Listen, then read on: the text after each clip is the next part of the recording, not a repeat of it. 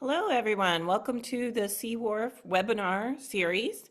I am Beth Resnick, delighted to welcome you. And today we're going to be talking about two really important topics about retaining younger public health staff, the appeal and benefits of non-traditional benefits, and then also we'll be diving into understanding the impact of state government governance on recruitment and recruitment strategies in public health. So welcome everybody. And I just want to share a little bit about what CWORPH, the Consortium for Workforce Research in Public Health, is. It is researchers from 6 universities across listed here: Minnesota, Columbia, East Tennessee State, Indiana University, and Johns Hopkins, and University of Washington. And our work is conducting research in the areas of public health workforce and systems. CWORPH is funded both by HRSA and CDC, the only health workforce research center that focuses specifically on the public health workforce. And the work today will be, that's going to be presented as part of our CWORPH Year 3 projects. It's also funded by the CDC National Partners Cooperative Agreement, to specifically around recruitment and retention in local public health departments. And also, I just wanted to highlight that CWORPH has recently completed a national enumeration of the public health workforce. For those of us in the field for a while know that this is a really challenging to enumerate the public health workforce, so encourage you all to dig into that really informative work that CWORPH has completed. So specifics to the logistics for our session today, please use the Zoom Q&A window to ask your questions. We will hold the majority of the questions till the end of the presentations. The presenters may reply if you have something very specific that they can answer in the Q&A. And please feel free to use the chat if you have any technical issues, and closed captioning is available on the webinar. You can access it in your Zoom application toolbar on your screen. And again, if you have any problem, you can chat with us for any technical issues. Slides will be emailed after to all attendees. And this webinar is being recorded, and it will be shared in the follow-up email on a YouTube channel. And again, for CWORPH projects and webinars and other announcements, please subscribe to our email list to receive alerts, and that will be posted in the chat. All right, on to the main event, our presenters today, and I think you will not be disappointed. First, we have Dr. Heather Krasna, who's an adjunct assistant professor in health policy and management at Columbia University. I'm not going to read her whole long bio. I'm just going to share with you that I think Heather is terrific. She brings a blend of very strong research skills, and also has been head of career services at Columbia Mailman School of Public Health for a long time. So she is not an academic in the ivory tower, because she has the real sense of what her graduates are looking for and what kinds of jobs. I think she knows more about the job market and has written many books. So I'm excited to hear for her, both her research as well as her real world lenses about retaining younger public health staff. And then we have Dr. Valerie Yeager, who is a professor, the director of the Center for Health Policy and Management at Indiana University. And again, Val is also has that blend of real world practice, has connected with many health departments across the country, and been involved in Indiana's revision of their public health system. And she will be presenting around state governance on the impact of state governments on recruitment strategies in public health. So I know we're in for a treat for both of these great presenters, and thank you for being here with us today. So also just an FYI, a plug, and we'll share at the end again, our next webinar is going to be Thursday, March 5th. And it will be about recent trends in U.S. government healthcare and behavioral health workforce departures, as well as a presentation by myself and my team at Hopkins about how to improve the health department job application experience. So again, nice build on to what we're going to hear today. So with that, I am going to, one last series about a fiscal austerity webinar series And again, we'll have information, and you can see here and register for that, on the legal and ethical dimensions of austerity on March 10th at 2 p.m. Connecticut time. All right, please visit our website for more information or the newsletter, and thanks for being here today. I'm going to pass it to Dr. Krasna. Thank you so much. It's really an honor to be here today, and looking forward to this presentation and hearing all of your questions. So again, I'm Heather Krasna, and I work at Columbia University Mailman School of Public Health, and I'm seeing some people I know here in the webinar. So I'm looking forward to hearing what your questions are. So I will be talking today about non-traditional benefits as a way of recruiting and retaining public health workers who are age 35 and younger. And so why do we care about this? I'll give a little background. The reason why we're looking at this question is that it's been seen in the research that state and local health departments have had some challenges in retaining their workforce, especially those that are younger, on the younger side. We have seen in the research from PHWINS and some other, the Public Health Workforce Interests and Needs Survey, which I'll talk about in a second, but and other research that workers who are younger have been more likely to leave their job at the health department for various reasons. And, we also know that state and local health departments may not have the same kind of flexibility to offer increased salaries or some of the other things that the private sector might have flexibility to do, like offering, a performance bonus or some other kind of a perk for their staff in a financial way. Most of the time, local and state health departments they're often regulated by civil service departments. And there's also sometimes a union and so forth. It depends. But many times, this is just the case across government, that it's not so easy to quickly increase salaries. There are lots of health departments that do a lot of work to try to make sure that their salaries are competitive with other employers in the region. And so the first thing I want to say is that if you are a local or state health department trying to keep your staff, this is my personal opinion, if there is a mechanism to make sure your staff are being paid fairly for the work that they're doing, start there if you can. And then acknowledging that that's not always so easy to do, and it can be very complicated, sometimes nearly impossible to increase the salaries. So that's why we're looking at other possible things that a health department may be able to do to try to attract and retain workers, and especially the younger workers, because they are a little more likely to leave. So what do we mean by non-traditional benefits? So everyone probably is familiar with the more traditional benefits, which usually come along with finding employment, which is hopefully health insurance, retirement benefits, paid time off, things like that. And we are mostly in this study looking at non-traditional benefits, which are things that are a little less commonly offered as a benefit. That can include flexible scheduling. It can include remote work on an ad hoc basis.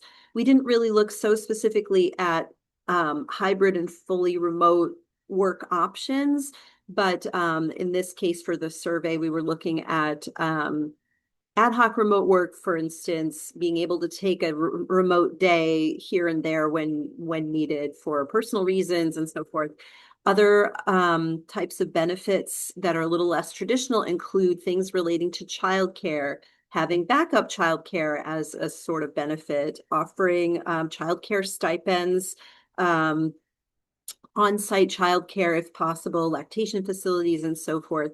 Then we looked also at professional development funding, things like offering ongoing training or supporting someone who is pursuing a certification or another credential. And finally, we looked at tuition benefits, student loan repayment, or loan forgiveness programs.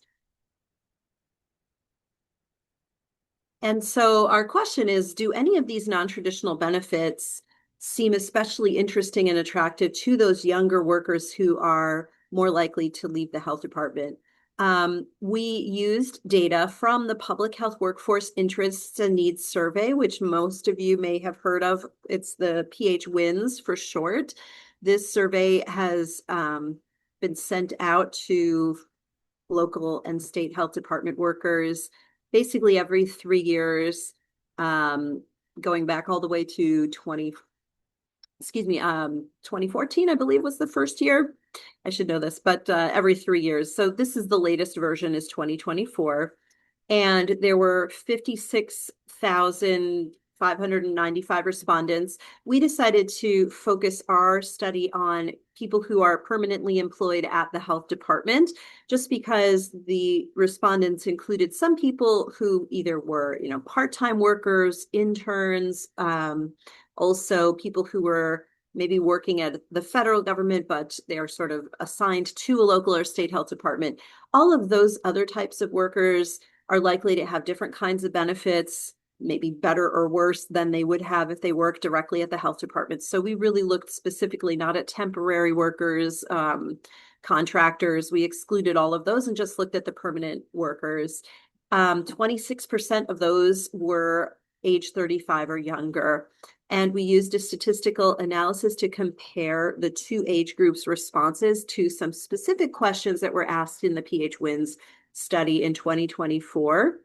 And that included a list of questions about non-traditional benefits. And the way the question was phrased had to do with how important do you think it would be? How important do you feel it is that your agency provides each of these benefits, regardless of whether that benefit is actually currently offered by your agency? So it's a little thought experiment. Not everyone actually has these benefits. It's really asking if they were offered, how important would they be, basically.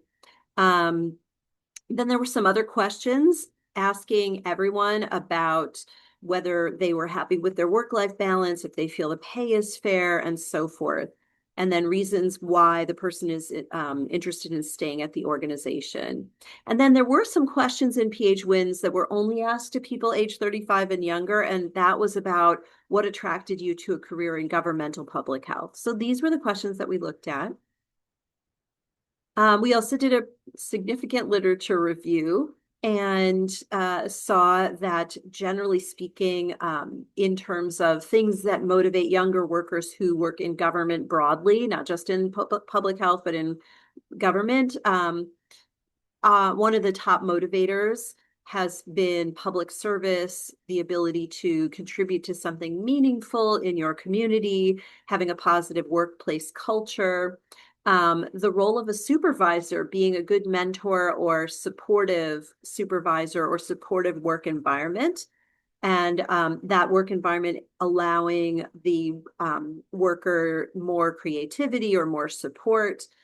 Then there is the role of training and development. It makes sense logically. People that are a little younger might be at the beginning of their career and they may be looking to continue to move up, and that might mean they are looking for training or credentialing or opportunities to try stretch assignments at work, things like that.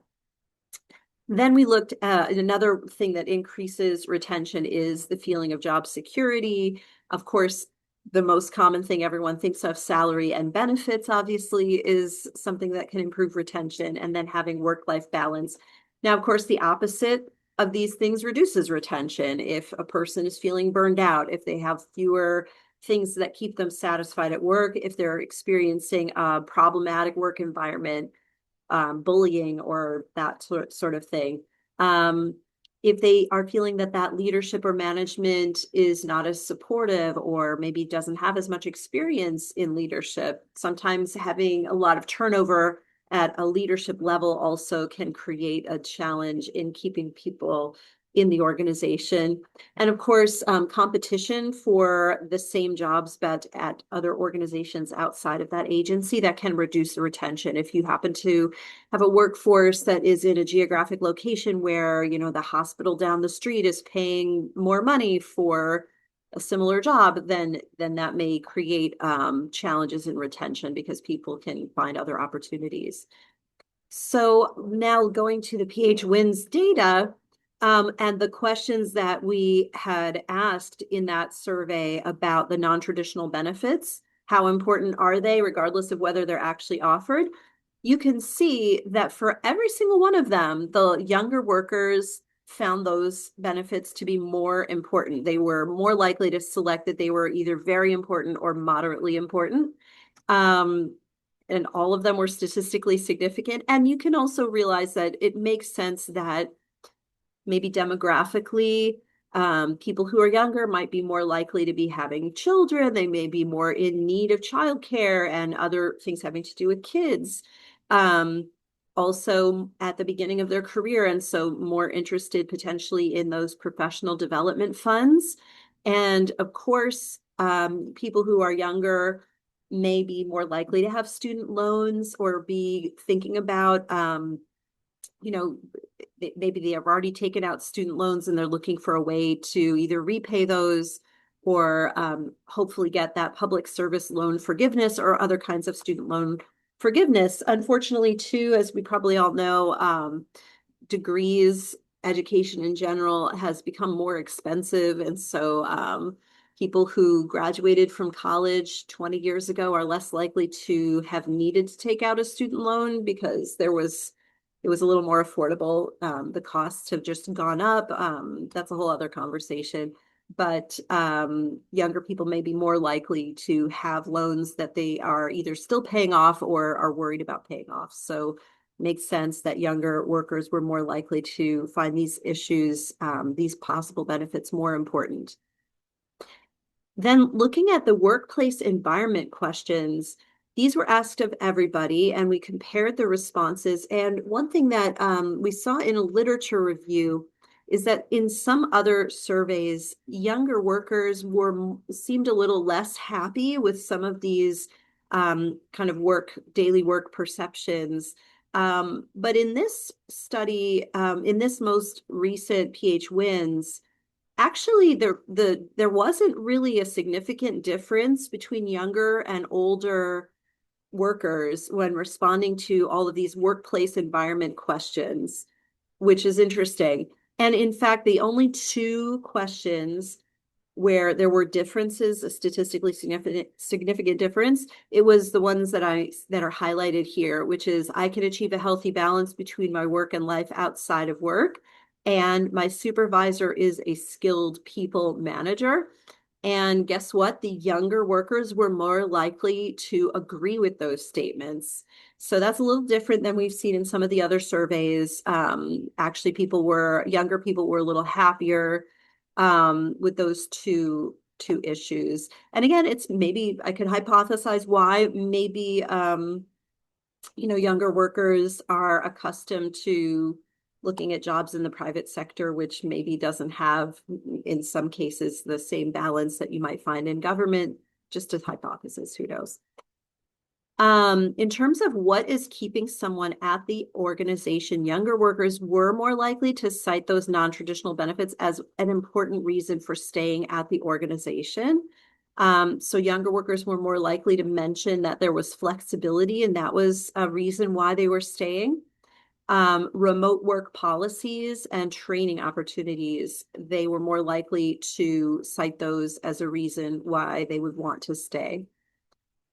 Then there were some questions in the survey that were only asked of people that were 35 and younger, 35 years old and younger.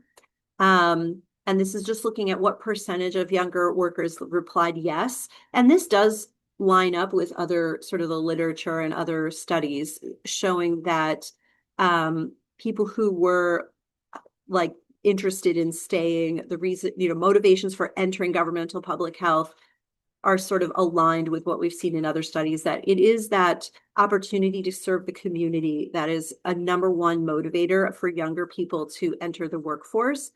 And job security is also important, work-life balance as well.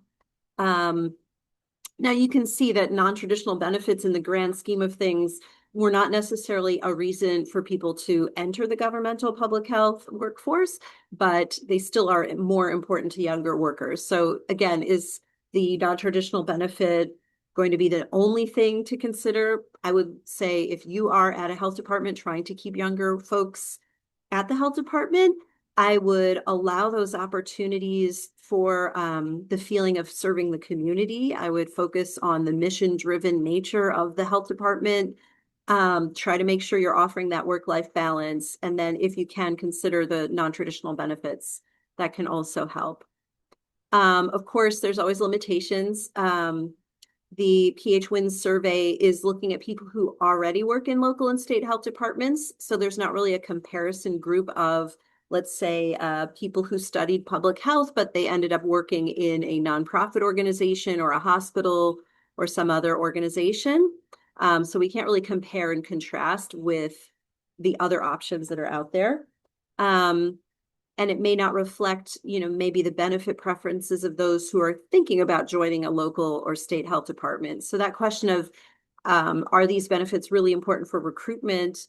More study could be done to see if they are really effective for recruiting or if it's really helpful more for the retention. So those are just some of the limitations. And again, what are the implications? Younger people do value these non-traditional benefits. And keeping that work-life balance and focusing on the mission of the organization and that community impact are key ways that key things that motivate younger workers to stay on the job. And so if you are, again, a state or local health department, if there is the possibility to try to offer non-traditional benefits, that may help with attracting and retaining the younger workers. So this study has been published, and you can find it at the Journal of Public Health Management and Practice. And I think we will hold on to the questions until after Valerie's presentation. So I will now turn this over to Valerie Yeager. Thanks, Heather. 1 second.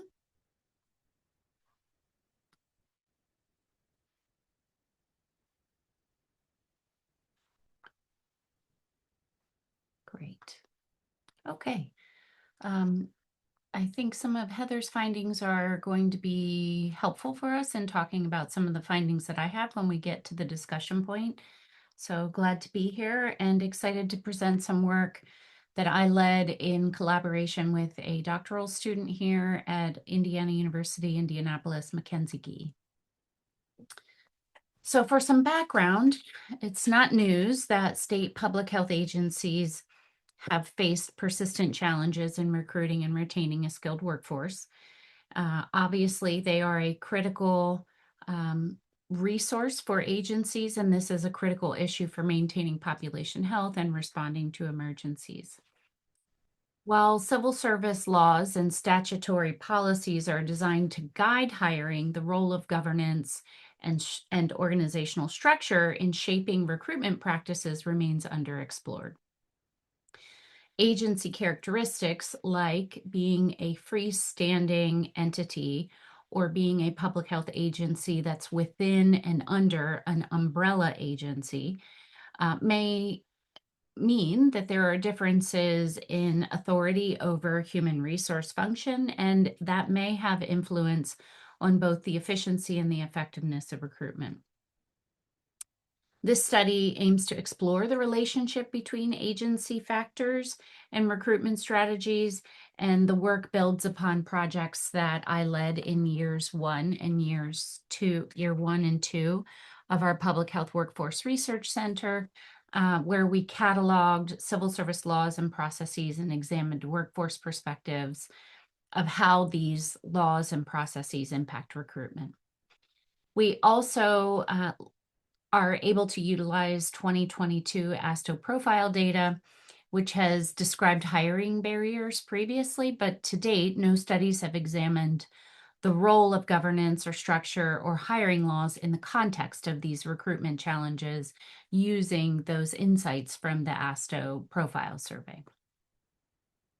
So our research questions are, is there a relationship between public health agency governance structure and hiring laws? How does governance structure relate to ongoing recruitment challenges? And how does governance or structure relate to the use of specific recruitment strategies and solutions? Our data sources include the ASTO 2022 profile survey. We also use the law data set that we generated in year 1 from this study, which was collected in 2023. Our study sample is the 50 US states, and we conduct descriptive and bivariate analyses. So the first thing that we're going to dig in on is the relationship between hiring requirements and public health agency structure and governance. And the first part I'd like to highlight is on structure. So we look over to the left in this column, you can see the questions that came out of our hiring laws data set. And is there a state hiring list, a formal list that has to be selected from required? Is the state hiring list maintained by only maintained by a separate agency outside of the specific public health agency? Does the law specifically name the system a merit system? And does the law require criteria, specific criteria when hiring public health employees? So using that data, we then looked at the relationship between structure and governance. And the main point to this page is that there were no significant relationships between structure, being a freestanding agency versus an umbrella agency, and these civil service hiring laws criteria. The same story exists for governance. So being decentralized, centralized, or mixed governance did not relate to differences in the laws that exist around hiring. We then looked at civil service exam requirements, and is there an exam required? Can education or experience be used to meet the civil service exam requirement? And who administers the exam? So do these differ in terms of structure and governance? And similar story on structure, no significant differences. And then when we look at governance, there are no significant relationships here either. There is a limitation with our sample size. We have the power of 50 states is somewhat limited to identify differences. So that can be part of the findings, but that's, the entire population of states. So we couldn't have had a bigger sample size. The next thing we look at is some information that's reported in the ASTO 2020 profile, which is reported hiring barriers as perceived by the respondents on behalf of that agency or the team that completes the profile survey. This is a modified bar chart that ASTO created in their data stories online, and we use this to look at the relationships between some of these agency characteristics in our next slides. So you can see that the most commonly reported hiring barriers are competing in the labor market, advertising or engaging with quality applicants, and administrative barriers in the hiring process. So we use this same question about top hiring barriers to examine the relationship between if a barrier is reported as one of the top 3 barriers. Note that financial barriers were excluded and respondents were asked to imagine having no funding barriers. And so the following agency characteristics were used in these analyses: structure and governance, just like in the last 2. And then what the workforce distribution looked like. So what ratio of FTE employees to temporary employees they had, and civil service exam requirements.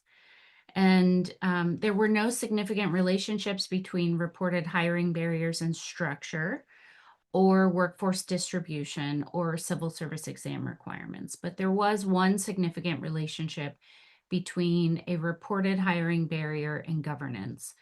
And we found that a higher number of decentralized states reported difficulty with advertising or engaging with quality applicants, which is part of that second bar there. It was at one of the sub barriers within that.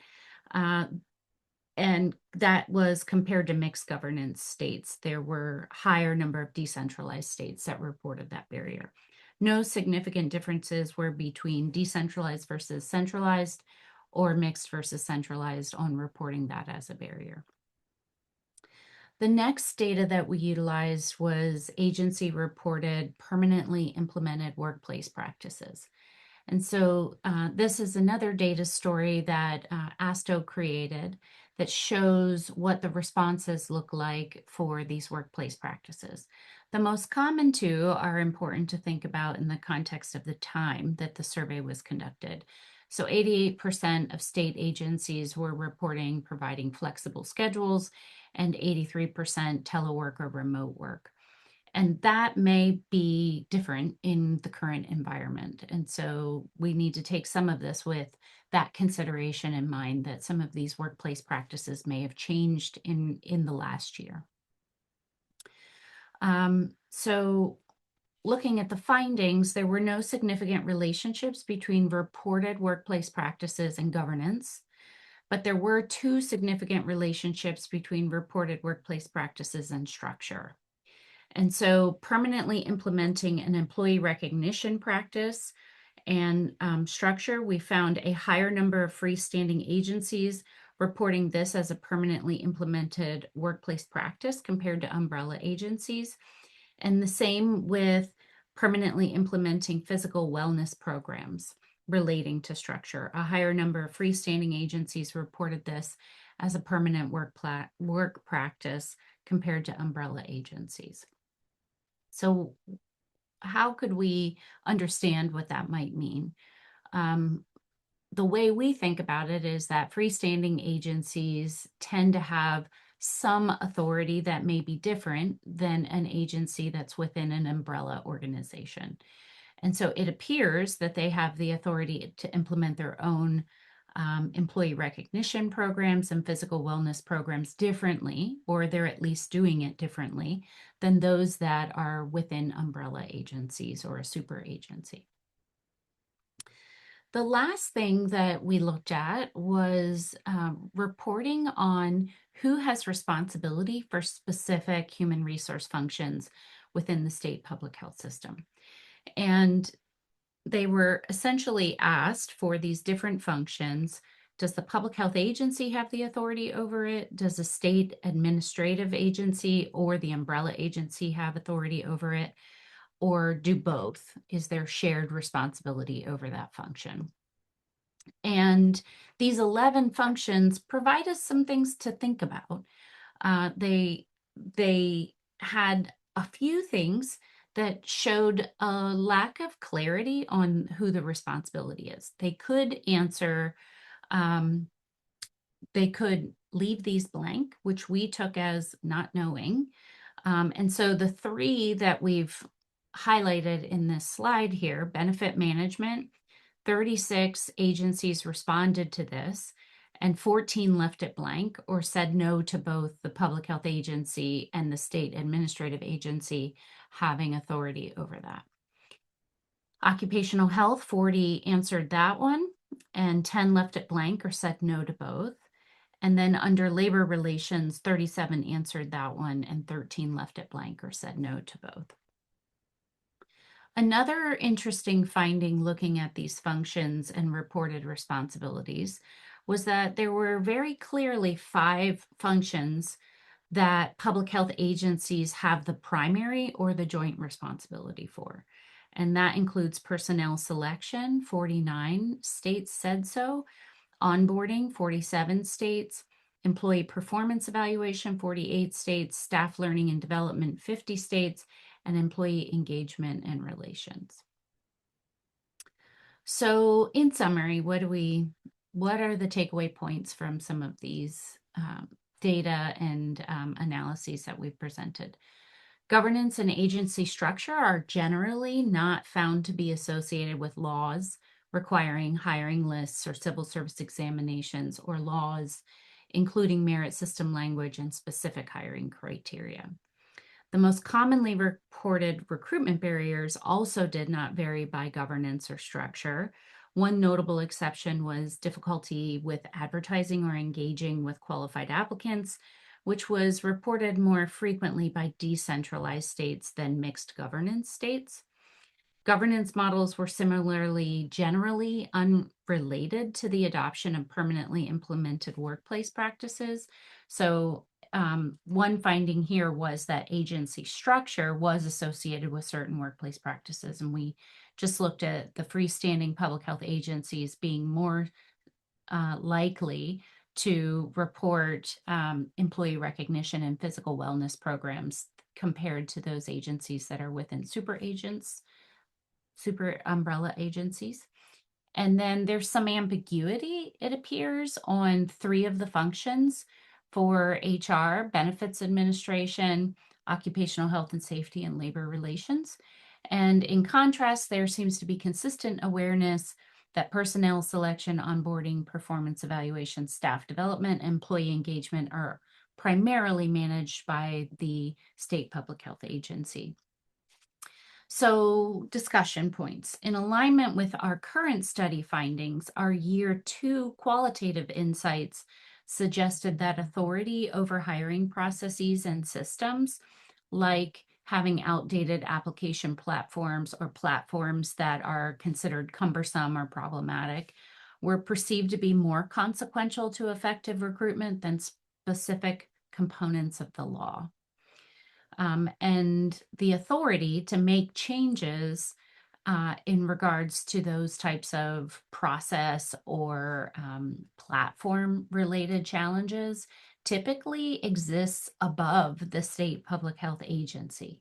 And so it might sit with the state personnel board if it's named that, or the state HR administration, which even an umbrella public health agent, a public health agency within the umbrella agency just typically doesn't have the authority to directly change. One thing to note is that looking at the ASTO data on hiring barriers and HR functions, we did not find anything that specifically represented system level hiring processy or platform functionality that seemed more specific than what they collected. So we currently weren't able to quantitatively examine relationships to those types of barriers. In essence, findings underscore the need for policy approaches that modernize hiring processes and systems to be able to strengthen workforce stability, recruitment, and retention. And then my last slide is just that limitation I mentioned. This is a cross-sectional study which is unable to draw inferences about causal relationships, and we do have a power limitation of only being able to look for significant differences within a sample of 50. So I'll stop sharing and turn it back to Beth.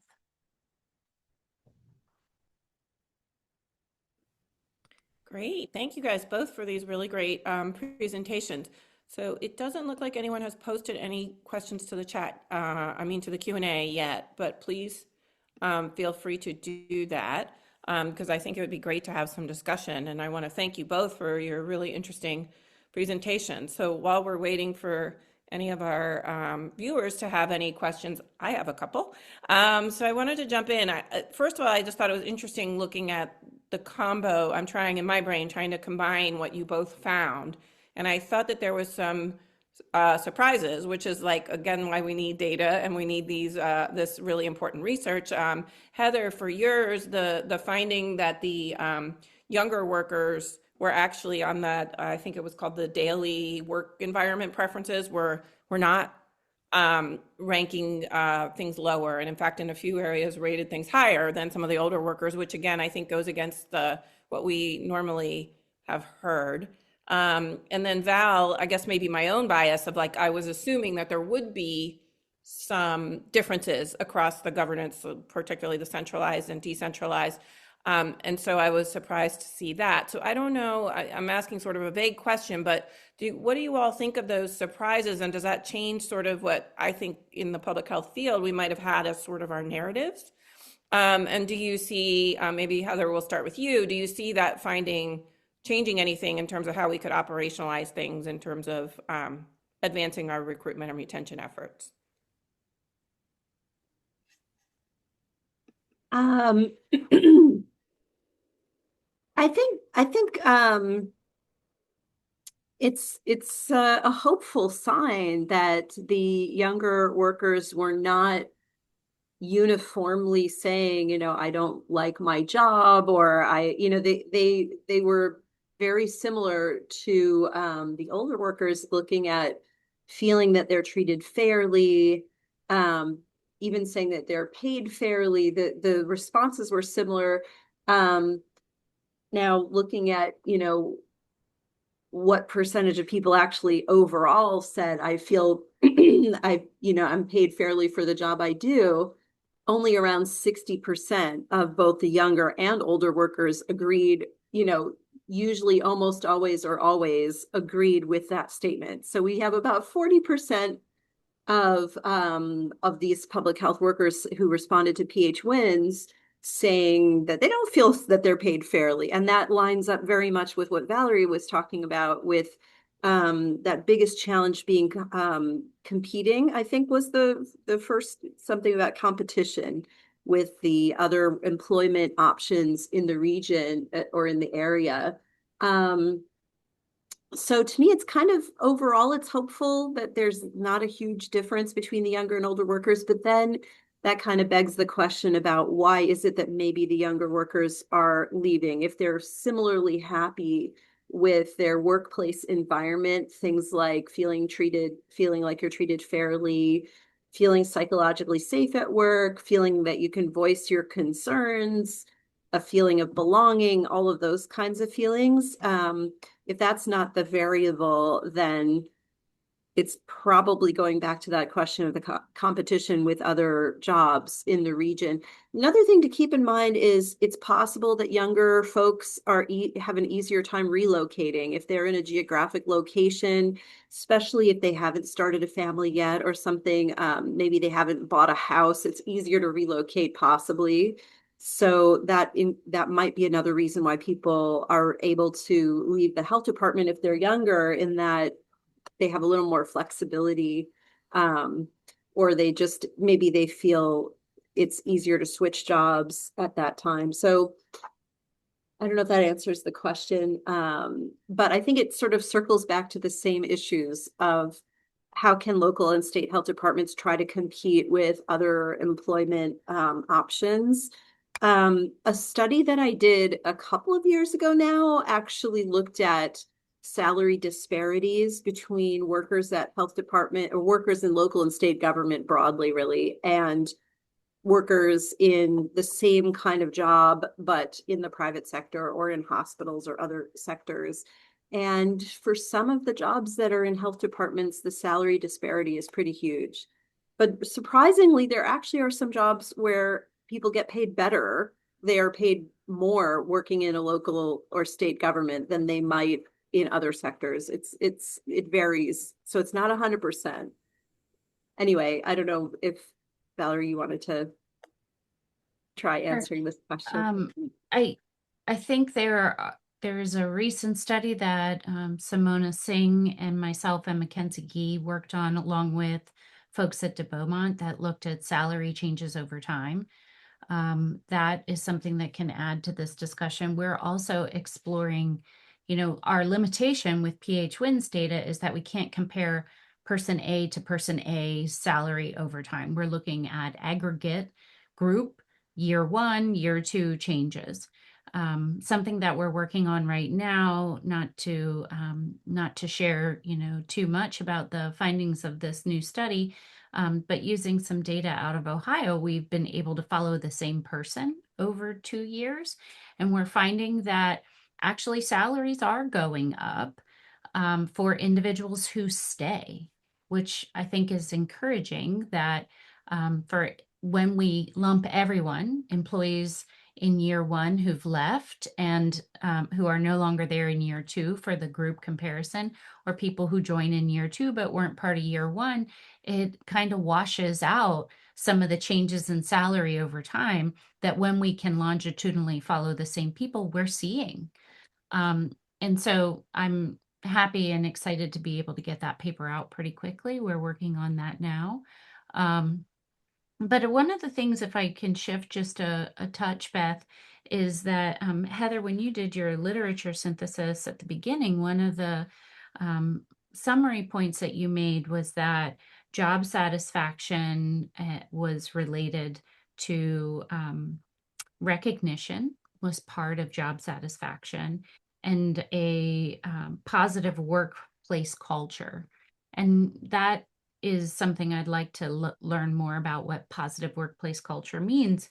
But in the context of those two findings from our study, that there is a difference in the permanent provision of physical wellness programs and recognition programs within freestanding agencies more commonly than in those agencies within a super agency. It makes me think that if that's something that is a add-on or a benefit that's available that could influence the work environment or work-life balance, it has the potential to impact retention. I don't know that those impact recruitment because I can't imagine that it's going to be a major decision point for someone accepting a job. But when you do talk to people when you're considering working somewhere, their sense of what the environment is like comes through in how they talk to you about the job. And so I suppose it could relate to retention recruitment as well as retention. One thing I was going to say that kind of piggybacks on that is that everyone likes to have a more supportive boss, and some of the literature that I've reviewed, it's younger folks might be more influenced by that than others. And of course, the recognition piece and maybe wellness services, these are things that in the grand scheme of things actually might be a little bit more within the control of the health department, and therefore something that they could intentionally try to work on. So I have seen, some studies and some work on things like doing trainings for new managers and supervisors to make sure that they know how to be a good supervisor if they maybe were just promoted to becoming a manager. That can make a big difference in retention of those people that they supervise. And so that's a key thing. And also, allowing that recognition of people. If you can't immediately promote someone or give them a bonus, at least give them recognition so they know that they've done something, that they're appreciated for. And again, these are things that don't necessarily have to cost a lot of money necessarily. And, giving someone a thank you obviously is free. Hopefully training a supervisor doesn't have to cost a lot either. All of those things are a little bit easier for a health department to try to control. Yeah, I think depending on how you define recognition, trying to give someone a promotion might be much harder than providing them like a staff award, that sort of thing. So I think the way we think about recognition may differ from location to location. So just to turn back to the Q&A, and also just building on what you all said, even small things like what Heather was saying, right? Like sending somebody an email saying, I really appreciated you doing X. I think we oftentimes think we have to do a whole program and an initiative, but it could be small things. But to turn to something in the Q&A that I think I have heard a lot in my work too about remote work policies. The question specifically in the Q&A was about anything for lab employees, but I think on a larger basis, sort of, I feel like since COVID, we've sort of been in whiplash around flexible work and how it's been changing and then things. So, again, the data was just one snapshot in time. So I'm just curious if you guys might want to talk about, obviously answering the lab question, but in general, your thoughts about flexible work or remote work options, or how important, I think it showed in some of your data that it was important. But just your thoughts on any of that.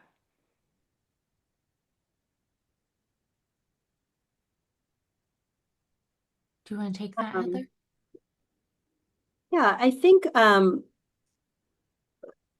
this is not like I don't have an actual data point to share, but I do know just anecdotally hearing that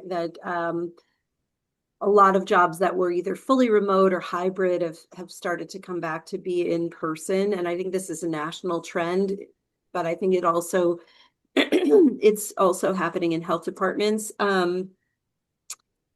And I did do a short, this was a not, it didn't get, it wasn't a published paper, but it was like a very rapid, was a rapid research project a couple of years ago that looked at whether, you know, people working in internships or fellowships, um, especially in government, you know, had a strong preference for remote work versus hybrid work versus in person. And what I remember from that is that there was sort of a trend towards people preferring a hybrid option that not fully remote, not necessarily fully in person, but you know that was a preference for some people.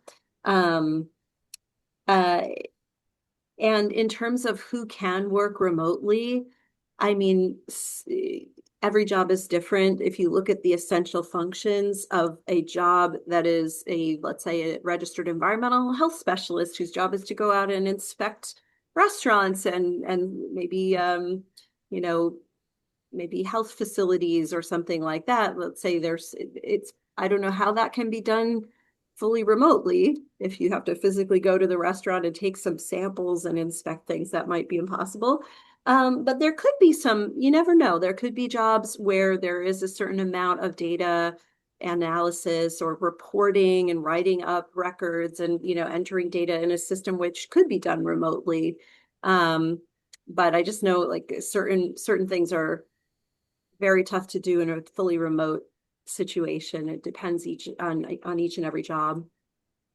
I don't know if you want to add anything else about remote work. Yeah, the we recently published a study on concordance in preferences and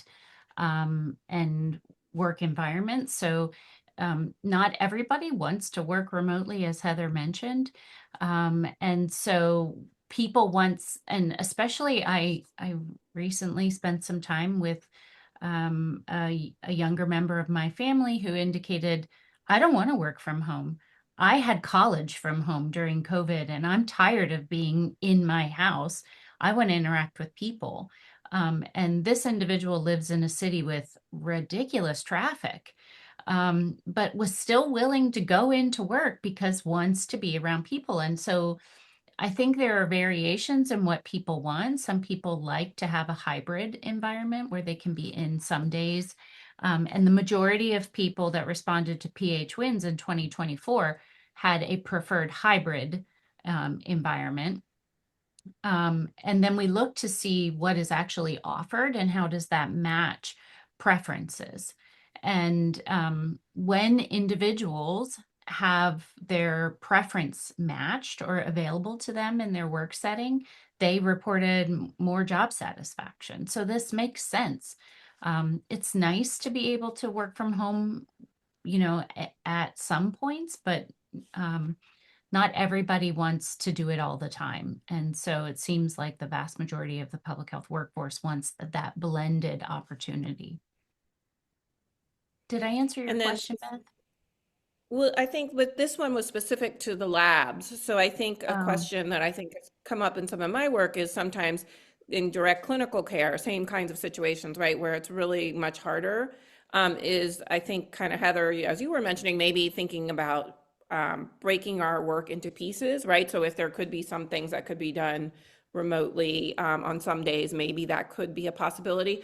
Also, we've heard of people shifting schedules, right? Like, so maybe they have a morning shift or people work a longer day, or, you know, coverage by different people and coordinating a schedule. So I guess the point that you guys are making too is that it's a flexible world right now, and people are still trying to figure it out. So there isn't, I would imagine, and I'm deferring to you both, but there wouldn't be one set answer. It would really kind of depend.